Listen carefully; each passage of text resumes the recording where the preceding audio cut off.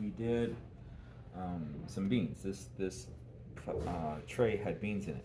And what I like about these trays is you can lift this part out and put water underneath so they get watered.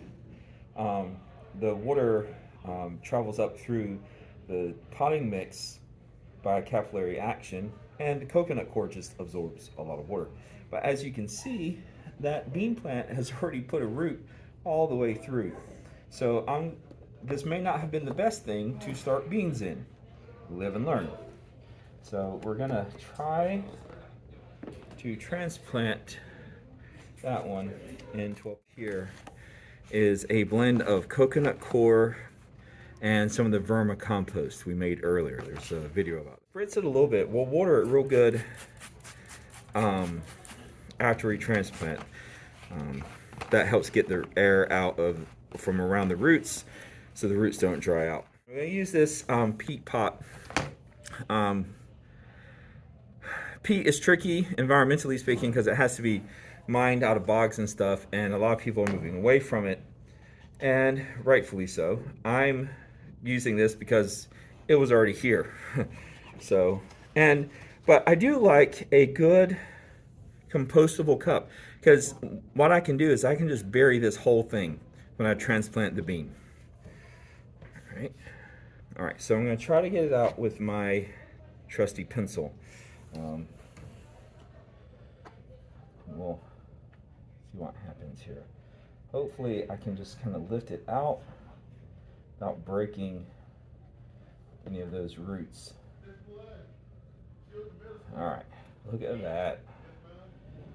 All right, so first of all, you can see this is an epigeal germination pattern. This is the epicotyl up here. This is above the cotyl. These are the cotyledons. These are the parts of the seed that had all the nutrients for the baby plant. All of this is the hypocotyl, and down here we have the roots. And you'll see, like, you have these kind of main roots, and then you have these other roots. There's no tap root here, so these would be fibrous roots. Okay. So what I'm going to do is I'm just going to stick my fingers in here and make a hollow space mix to the side. I'm going to put that in there. When you transplant something, you want it to be as deep as it was originally. Okay? All right, so now we've got that. I'm going to tap it a little bit, settle it. And like I said, I always try to water things really well. What I'm going to do is I'm going to put that in a little dish of water so the water will soak up from a graduated cylinder here. And I've filled it up to 1,000 milliliters. Now there's some rocks in the bottom. They're just there to help keep this from tipping over. Okay, a little bit of weight. We've got it filled up to 1,000 milliliters. And we're going to see if I can gently place this in there. Now, obviously, this is going to displace water. So the water level rises above the 1,000 milliliter. But what I want to see is how much water it absorbs. You can see it's already kind of sinking. All right. It shouldn't sink all the way. But between the pot itself absorbing water, the coconut coir absorbing water, you can see it's going back down. So I'm curious what the level will be once I take the pot. So it's been a while. I think this is absorbed as much water as you can. And you see it's dropped all the way. It was above 1,000.